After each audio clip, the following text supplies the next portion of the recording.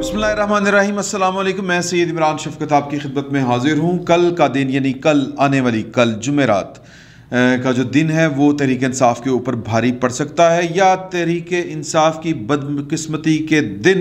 कल के दिन से स्टार्ट ले सकते हैं, शुरू हो सकते हैं। क्यों हो सकते हैं, ये बड़ी लंबी कहानी है और पाकिस्तान में इदारे किस तरह करके चलते हैं और फिर पर्सनैलिटी ओरिएंटेड हैं पाकिस्तान के अंदर इदारे। और इदारे, मैं मतलब उन इदारों की बात नहीं कर रहा, मैं क्या, मेरी औकात क्या। मामला ये है,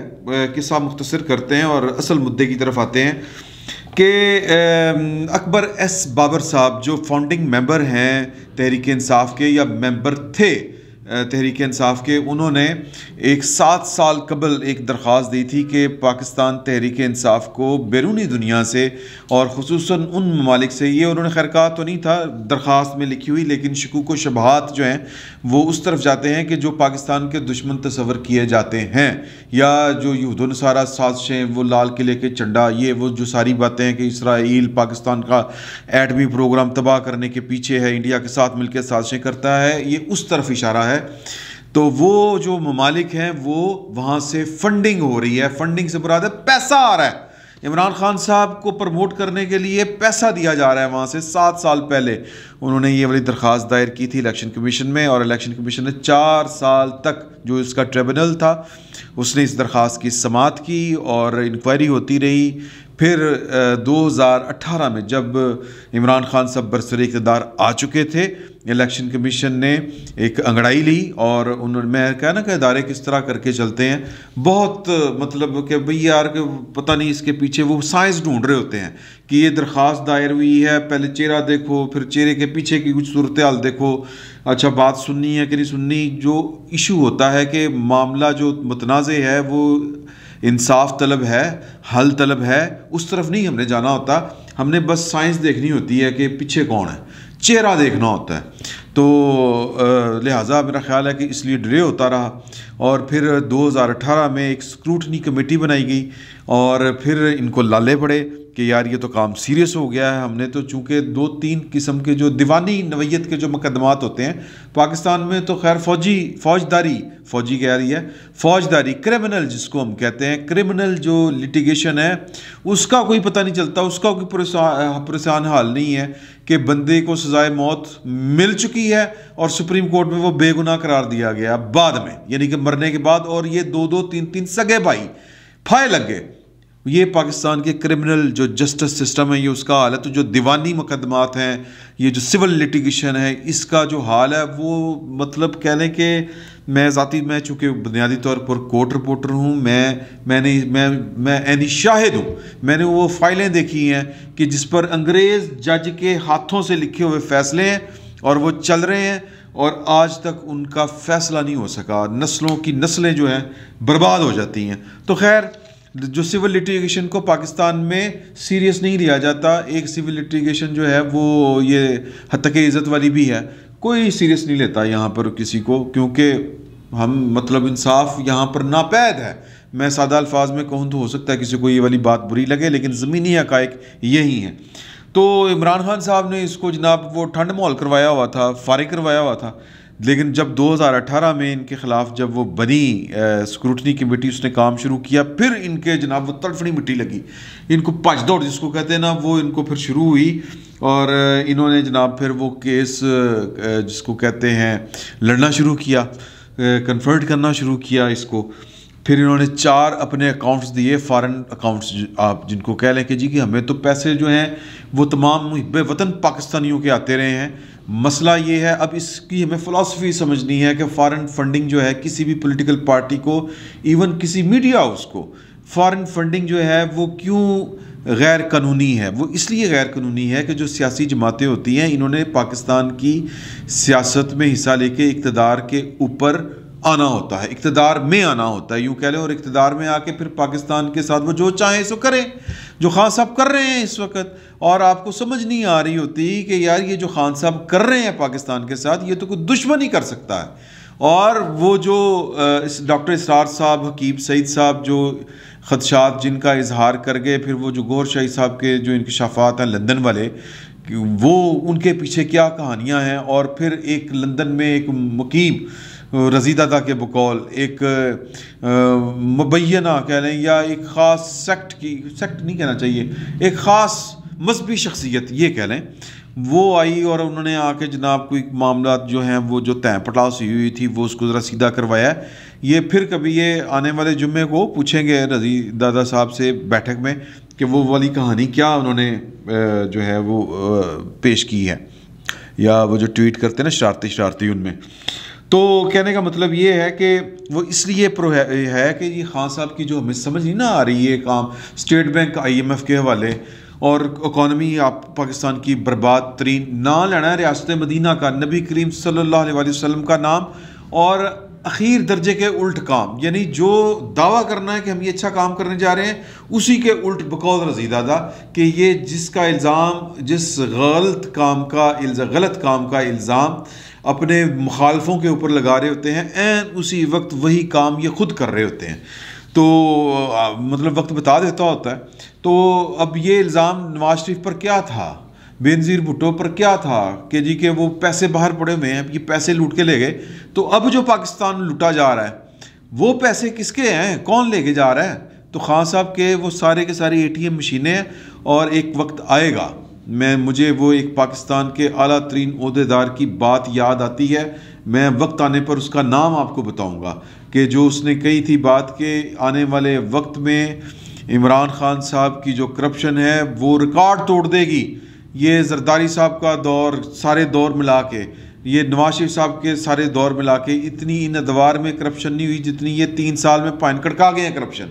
اور وہ بنیادی یہ جو فارن فنڈنگ کیس ہے یہ آ جائے گا، فیصلہ ہو جائے گا آنے والے، مطلب کہ یہ کب تک رک سکے گا؟ تو کیونکہ اکبر ایس بابر صاحب نے، میں سمجھتا ہوں کہ بڑا ایک مردانہ وار لڑے ہیں اور بڑی مستقل مزاجی کے ساتھ لڑے ہیں، اور جس سسٹم سے لوگ مایوس ہیں اس سسٹم کے اندر انہوں نے ایک فائٹ کی ہے، اور وہ میرا خیال ہے کہ کسی کنارے لگنے والی ہے۔ وہ جو فنڈنگ کمیٹی ہے، فارن فنڈنگ کمیٹی کے اوپر جو سکروٹنی کمیٹی تھی، اس نے 1000 کے صفحات پر مشتمل اپنی رپورٹ تیار کر کے چیف الیکشن کمشنر کو بھجوا دی ہے، اور اس میں نے پہلے جس طرح آپ کو بتایا تھا وہ درمیان میں بات رہ گئی کہ 4 انہوں نے کہا تھا کہ یہ ہمارے فارن اکاؤنٹس ہیں، یہاں سے ہمیں پیسے آئے تھے، محب وطن پاکستانیوں نے دیے تھے، لیکن اسٹیٹ بینک آف پاکستان نے اس رپورٹ کے مطابق جو میرے تک پہنچی ہے بات وہ یہ ہے کہ 27 کے قریب ایسے اکاؤنٹس دیے ہیں جن میں پیسے امریکہ سے آئے، اور امریکہ میں پیسے جو ہیں وہ گئے مبینہ طور پر۔ کہا جا رہا ہے کہ اسرائیل سے فنڈنگ ہوئی، انڈیا سے فنڈنگ ہوئی، اب یہ 2 ممالک سے فنڈنگ ہوئی اور کاغذوں کی باتیں سامنے آ رہی ہیں، اور اس کا مطلب اب آپ خود سمجھ جائیں کہ پھر پاکستان کے ساتھ عمران خان صاحب جو کر رہے ہیں، اور پھر وہ باتیں ڈاکٹر اسرار صاحب اللہ تعالیٰ ان کو غریق رحمت کرے، ان کی عمران خان صاحب کے ساتھ کوئی ذاتی دشمنی نہیں تھی، اور وہ ایک مجاہد آدمی تھے، ایک مبلغ تھے، داعی تھے، اپنی جد و جہد کر رہے تھے اسلام کے لیے اور ملک و قوم کے لیے، جو ان کو ٹھیک لگتا تھا پورے اخلاص کے ساتھ انہوں نے وہ پوری باتیں کی، اور ان کے کہہ لیں کہ ان کا جو نقطہ نظر ہوتا تھا صحیح یا غلط، جو ان کے غلط ان کے معیار کے مطابق وہ کہہ جایا کرتے تھے۔ وہ نواز شریف صاحب کو بھی آڑے ہاتھوں لیا کرتے تھے، ضیاء الحق صاحب کی بھی انہوں نے پت اتاری ہوئی ہے،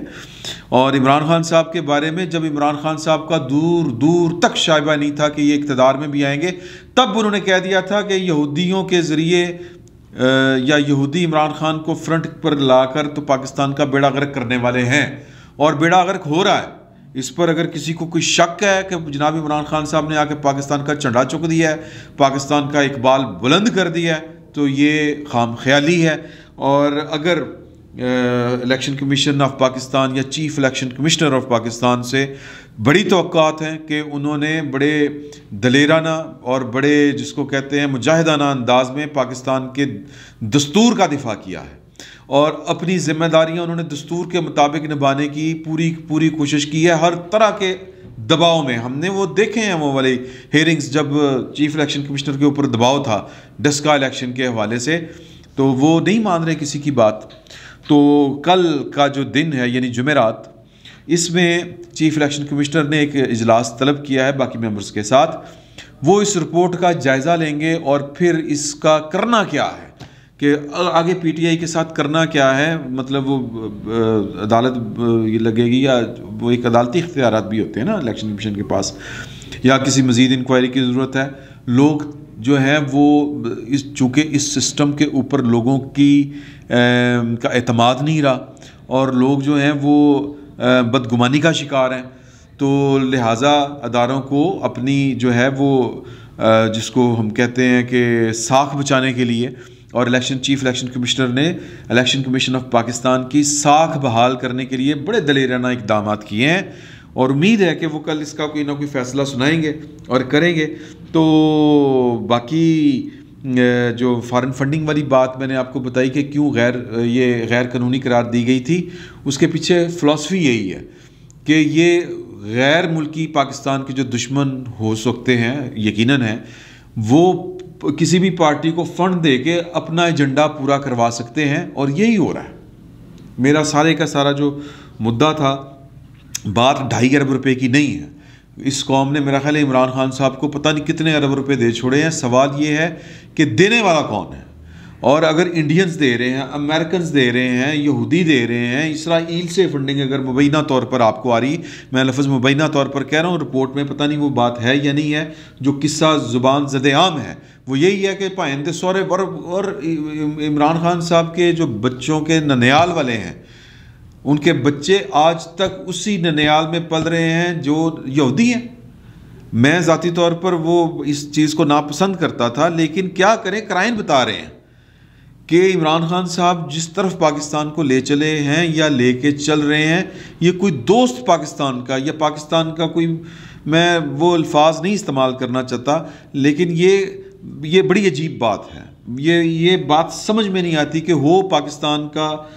وفادار، ہو پاکستان کا یعنی محب وطن، لائل ہو پاکستان کے ساتھ، اور وہ حرکتیں اس کی اس طرح کی والی ہوں کہ جناب کہ ہر چیز کے اوپر یو ٹرن. جتنی انہوں نے اچھی باتیں کہہ چھوڑی ہیں 22 سال میں، میرا خیال ہے وہ ان ساری باتوں کو اکٹھا کریں تو وہ 22 کتابیں بن جائیں گی، لیکن ہر بات کے اوپر انہوں نے یو ٹرن لیا ہے. وہ دوہری شہریت کا معاملہ ہو، وہ اوورسیز پاکستانی کو ووٹ دینے کی بات ہو، وہ یہ کرپشن کے حوالے سے بات ہو کہ مطلب اوپر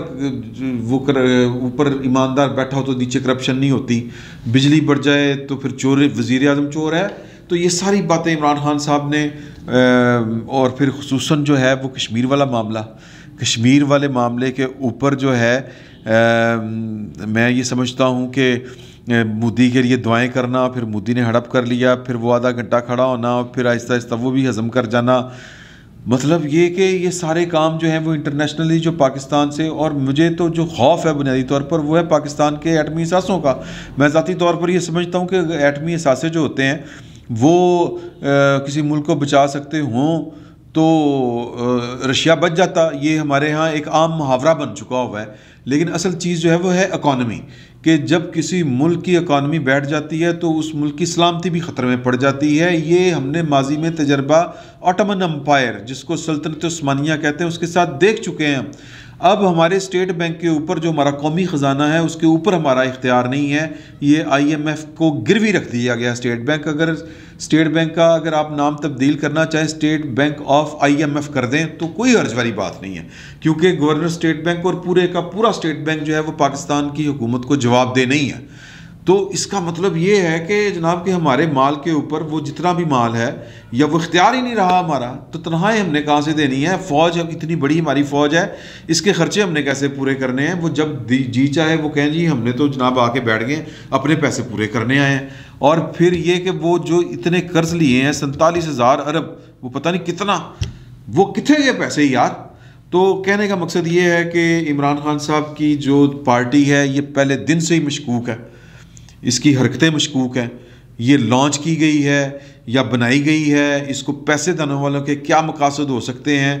تو یہ باتیں بڑی، جس کو کہتے ہیں نا، یہ سیکیورٹی، نیشنل سیکیورٹی رسک والی باتیں ہیں. یہ نیشنل سیکیورٹی کو رسک کے اوپر ڈالنے والی باتیں ہیں. ایک ایسی پارٹی کے سربراہ یا ایسی پارٹی کی حکومت کا پاکستان میں قائم ہو جانا جس کی فنڈنگ جو ہے وہ غیر ممالک سے اور خصوصاً امریکہ، اسرائیل، انڈین اس کی فنڈنگ کر رہے ہوں، تو سوال تو ضرور پیدا ہوتا ہے کہ وہ کیوں فنڈنگ کر رہے تھے اور یہ فنڈنگ کیوں لے رہے تھے. ابھی تو ابراج گروپ کے قصے سامنے آنے ہیں. وہ عارف نقوی صاحب جو لندن میں گرفتار ہیں اور امریکہ ان کو اپنے کہتا ہے کہ میرے ذرا سپرد کرو. ابھی تو وہاں سے قصے کہانیاں آنی ہیں کہ اس قوم کے ساتھ کیا کیا فراڈ کیے ہیں عمران خان صاحب نے. تو اللہ پاکستان کی خیر کرے. یہ بڑے خطرناک اور بڑی جس کو سینسٹیو کہتے ہیں بڑی حساس نوعیت کی چیزیں ہیں اور یہ پاکستان کی قومی سلامتی سے متعلق چیزیں ہیں. اور الیکشن کمیشن آف پاکستان اور خصوصاً چیف الیکشن کمشنر پاکستان جو ہیں اللہ تعالیٰ ان کو اپنی ڈیوٹی پوری کرنے کی توفیق دے. یہی دعا کی جا سکتی ہے پاکستان کے حق میں. اس سے زیادہ بہتر کوئی اور دعا فی الوقت ہو نہیں سکتی. فی الوقت اتنا ہی. بہت بہت شکریہ آپ.